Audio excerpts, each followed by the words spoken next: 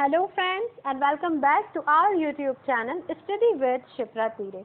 तो फ्रेंड्स आज जिस टॉपिक के बारे में हम लोग डिस्कस करेंगे वो है प्लांट मॉर्फोलॉजी यानी कि पादप आकारिकी। सो डेफिनेटली फ्रेंड्स टॉपिक बहुत ही ज़्यादा इंटरेस्टिंग है और एग्जाम के पॉइंट ऑफ व्यू से भी काफ़ी इंपॉर्टेंट है। तो फ्रेंड्स वीडियो लेक्चर में हमारे साथ एंड तक जुड़े रहिए ताकि आपको सारी इंपॉर्टेंट इन्फॉर्मेशन मिल सके। और फ्रेंड्स आपने अभी हमारा पिछला वीडियो नहीं देखा है तो आप वो वीडियो को भी देख लीजिए और उसके लिंक जो है वो आपको डिस्क्रिप्शन बॉक्स में अवेलेबल करवा दी जाएंगी। ओके, तो चलिए without wasting of time start करते हैं। अब आइए सबसे पहले ये समझ लेते हैं कि प्लांट मॉर्फोलॉजी यानी कि पादप आकारिकी जो है वो क्या होता है। तो देखिए पौधों के जो विभिन्न भाग होते हैं जैसे कि रूट यानी कि जड़, स्टेम यानी कि तना, लीव्स मीन्स पत्ती, फ्लावर यानी कि फूल, फ्रूट यानी कि फल, सीड मीन्स के बीज। तो फ्रेंड्स ये जो पौधों के अलग अलग भाग होते हैं इनके बारे में अध्ययन करना, इनकी स्टडी करना, ये किस तरह के होंगे, किस रूप में होंगे या फिर इनकी जो कैरेक्टरिस्टिक्स होती है उनके बारे में अध्ययन करने को ही क्या कहा जाता है, पादप आकारिकी यानी कि प्लांट मॉर्फोलॉजी। तो देखिए पौधों में कौन कौन से पार्ट्स पाए जाते हैं। तो देखिए फ्लावर और फ्रूट ये पौधों के ऐसे भाग होते हैं जो कि कैसे होते हैं, कलरफुल होते हैं यानी कि रंग बिरंगे होते हैं। और ये किस कारण होते हैं, तो फ्रेंड्स इनमें लवक की उपस्थिति होती है यानी कि इसमें प्लास्टिड्स जो है वो पाए जाते हैं। और इन्हीं प्लास्टिड्स के कारण क्या होता है फ्रेंड्स, जो पौधों के फ्रूट और जो फ्लावर है वो रंग बिरंगे दिखाई देते हैं, है ना। उसके बाद में फ्रेंड्स स्टेम यानी कि तना, लीफ जो होती है फ्रेंड्स ये किस कलर की दिखाई देती है, ग्रीन कलर की। और क्यों, क्योंकि फ्रेंड्स इसमें क्लोरोफिल उपस्थित होता है। क्लोरोफिल की उपस्थिति के कारण ही यानी कि हरित लवक की उपस्थिति के कारण ही पत्तियां जो होती है उनका कलर हरा दिखाई देता है। इसके अलावा फ्रेंड्स नोड और इंटरनोड यानी कि जहाँ से फ्रेंड्स अलग अलग शाखाएं निकलती, ब्रांच जिस पॉइंट से निकलती है उसे कहा जाता है नोड और इंटरनोड। इसके अलावा फ्रेंड्स बर्ड कहा जाता है जो कलियां होती है, जो डेवलपमेंट जिनका होने वाला रहता है, वो जो कलियां होती हैं जो नई नई खिली हुई होती है या फिर जो पत्तियां जिनका अभी विकास होना बाकी है उन्हें ही कहा जाता है बर्ड। ठीक है, तो फ्रेंड्स ये जो सारे पार्ट है ये सारे पार्ट मिलके क्या बनाते हैं फ्रेंड्स, शूट सिस्टम यानी कि जो पौधे का ऊपरी हिस्सा होता है उसे क्या कहा जाता है, शूट सिस्टम। इसके अलावा फ्रेंड्स ऐसा पार्ट जो निचला हिस्सा मतलब पौधे का जो जमीन के नीचे पाया जाता है उसे कहा जाता है रूट सिस्टम यानी कि जड़ जो होती है वो पौधे का ऐसा भाग है जो जमीन के नीचे पाया जाता है, राइट। अभी जो जड़ें होती है फ्रेंड्स ये दो तरह की होती है, एक होती है प्राइमरी रूट और एक होती है सेकेंडरी रूट यानी कि प्राथमिक जड़ और द्वितीयक जड़। प्राइमरी रूट जो होती है फ्रेंड्स वो ऐसी रूट होती है जो मुख्य जड़ से निकलती है। द्वितीयक जड़ जो होती है वो किससे निकलती है फ्रेंड्स, प्राइमरी रूट से, है ना, इसीलिए उसे द्वितीयक जड़ कहा जाता है, सेकेंडरी रूट कहा जाता है।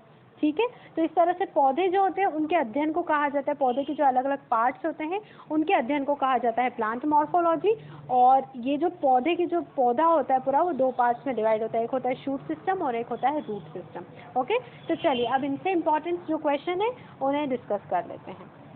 ओके, तो फ्रेंड्स हमारा फर्स्ट क्वेश्चन है जड़ें यानी कि रूट्स मुख्य रूप से विकसित होती है।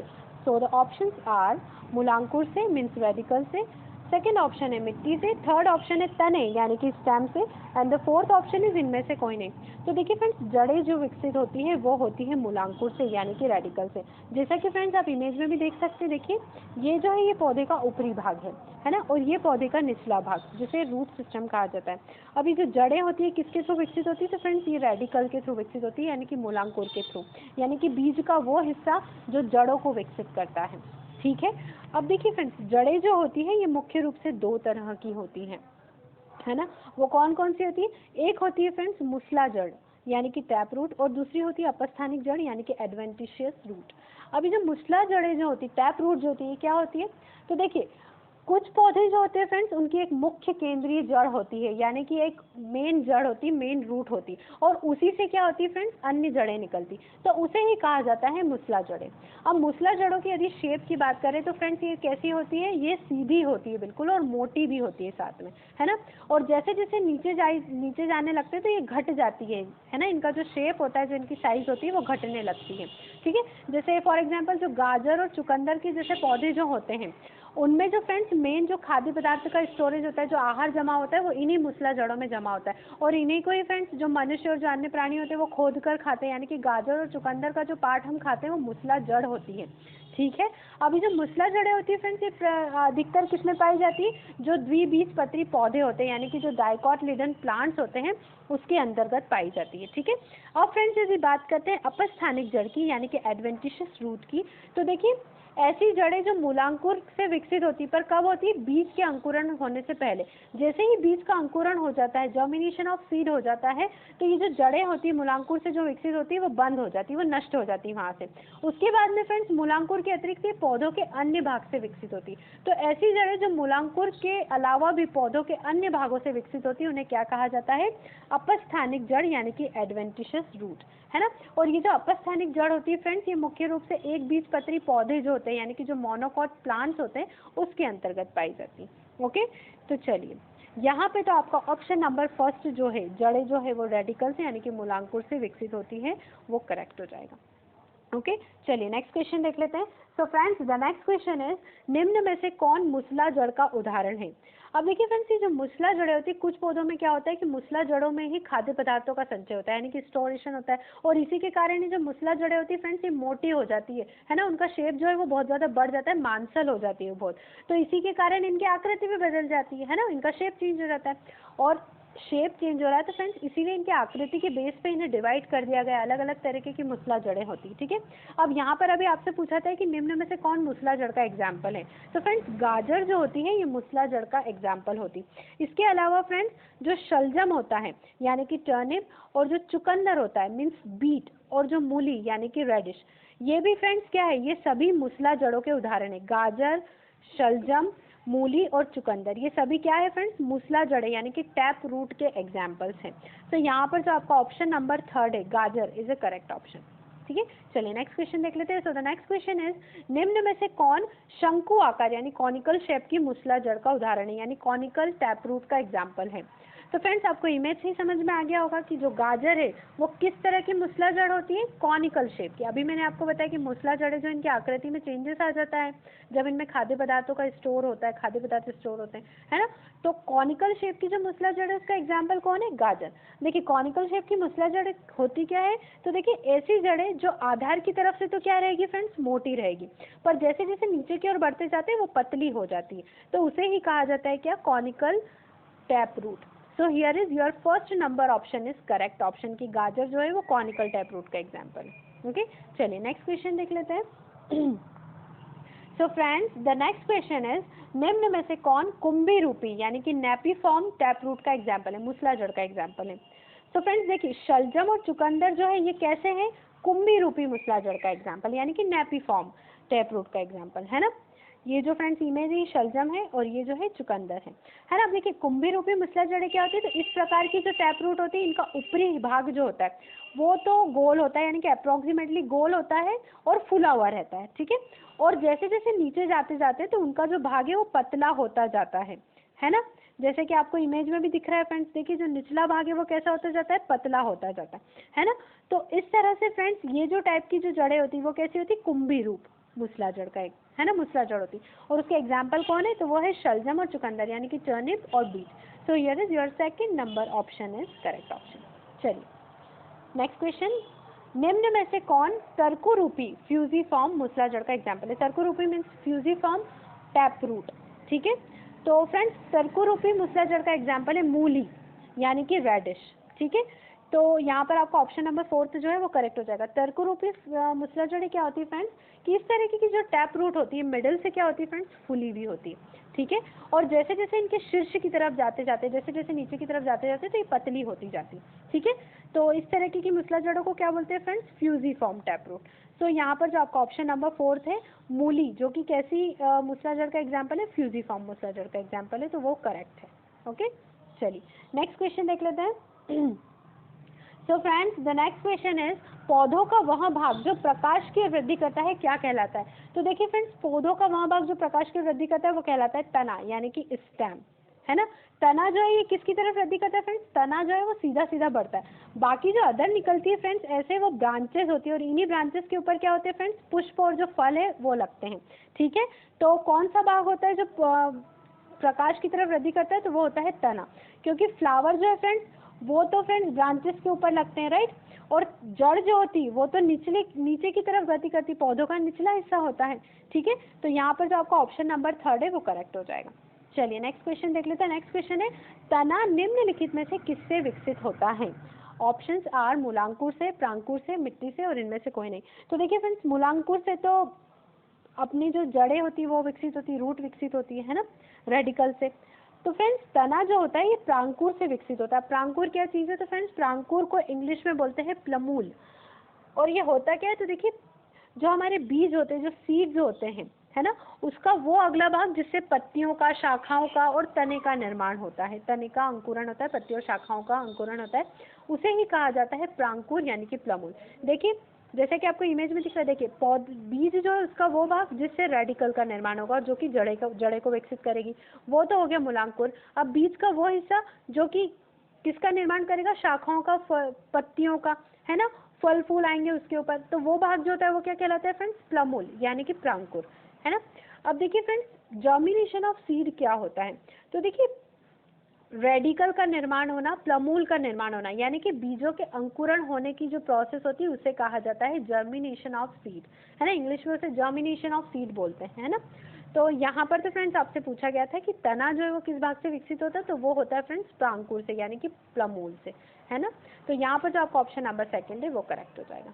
चलिए नेक्स्ट क्वेश्चन देख लेते हैं। सो द नेक्स्ट क्वेश्चन है, निम्न में से कौन भूमिगत तने यानी कि अंडरग्राउंड स्टेम के उदाहरण हैं?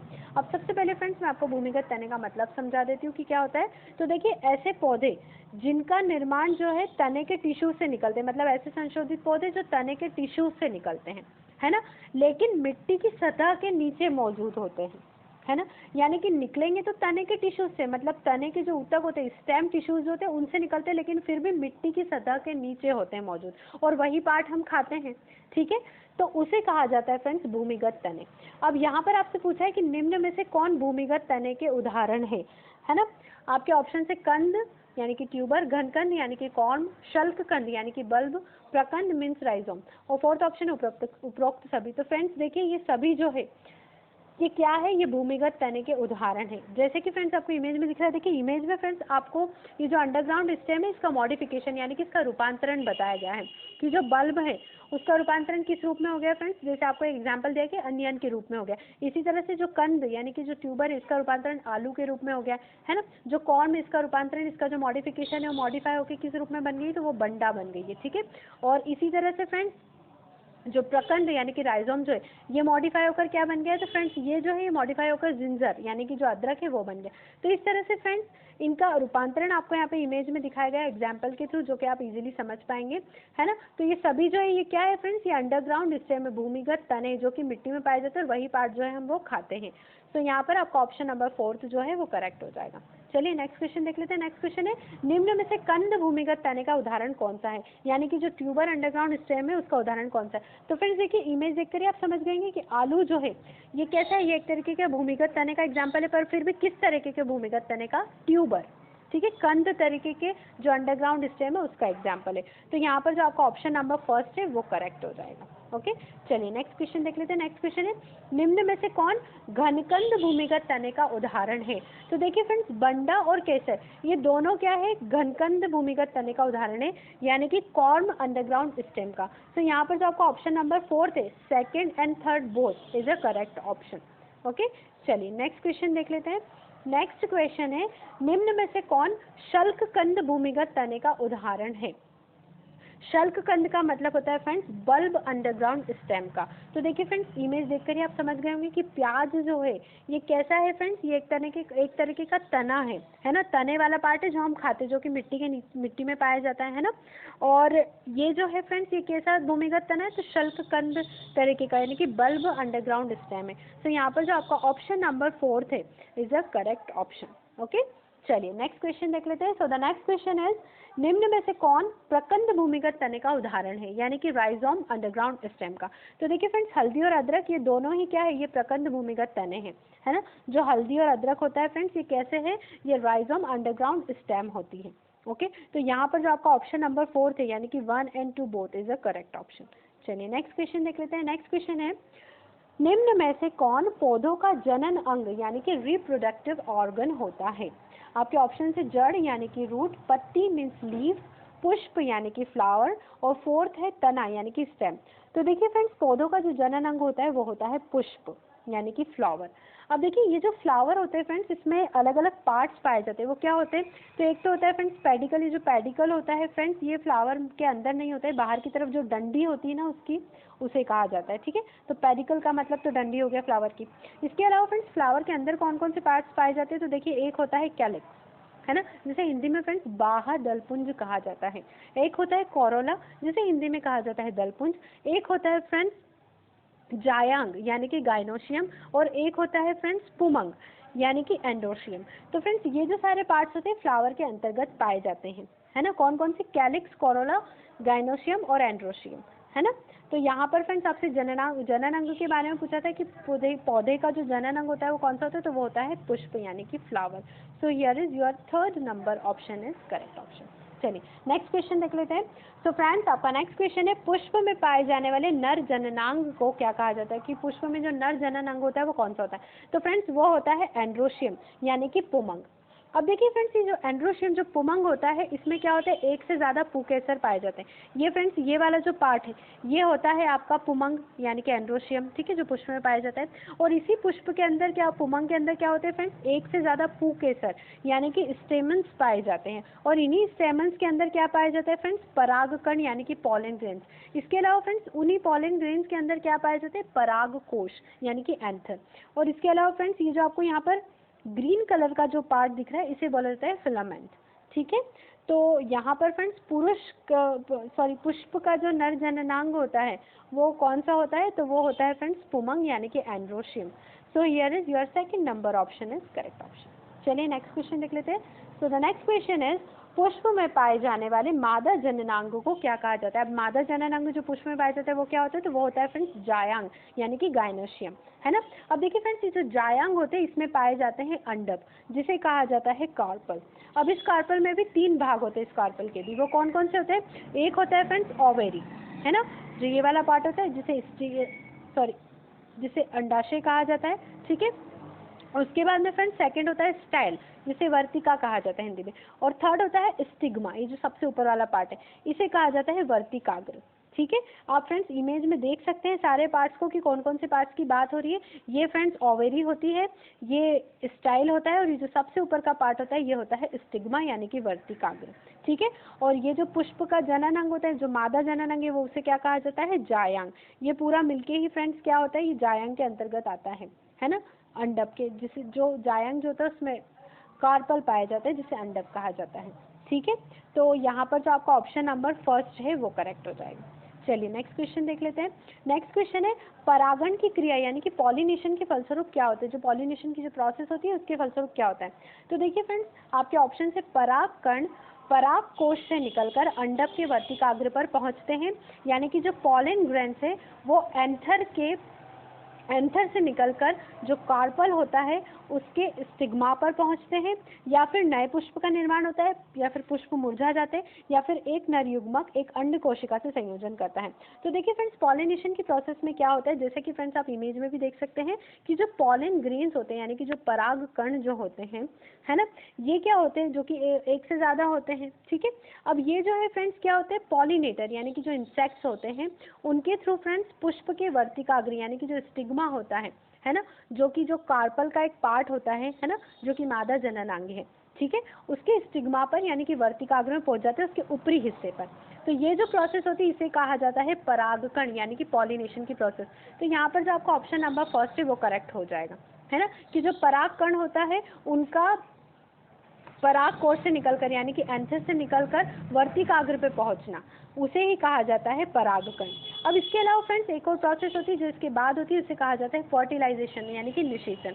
अब इसके अंतर्गत क्या होता है फ्रेंड्स कि देखिए जो बीजांड होता है यानी कि जो ओव्यूल जो होता है फ्रेंड्स, उसके अंदर क्या होती है फ्रेंड्स? पराग नली होती है, और इसी पराग नली के थ्रू फ्रेंड्स जो सारे पराग जो कण होते हैं वो भ्रूण कोश तक पहुंच जाते हैं, और जैसे ही ओवरी तक पहुंचते हैं तो क्या होता है फ्रेंड्स कि एक नर युग्मक जो है वो एक अंड कोशिका के साथ संयोजन कर लेता है ना। और इसी प्रोसेस को क्या कहा जाता है फ्रेंड्स? इसी प्रोसेस को कहा जाता है फर्टिलाइजेशन, ठीक है। तो ये प्रोसेस जो होती है पॉलिनेशन के बाद होती है। पॉलिनेशन में क्या होता है फ्रेंड्स कि पराग कोश पहले स्टिग्मा तक पहुंचते हैं, और जैसे ही स्टिग्मा से पहुंचते हैं यानी वर्तिकाग्र में पहुंचते हैं तो फिर उसके बाद में फ्रेंड्स वो ओव्यूल तक पहुंचते हैं। ओव्यूल तक पहुंचने के बाद में फ्रेंड्स वहां पर क्या होता है? संयोजन होता है जिससे फ्रेंड्स फलों का निर्माण होता है।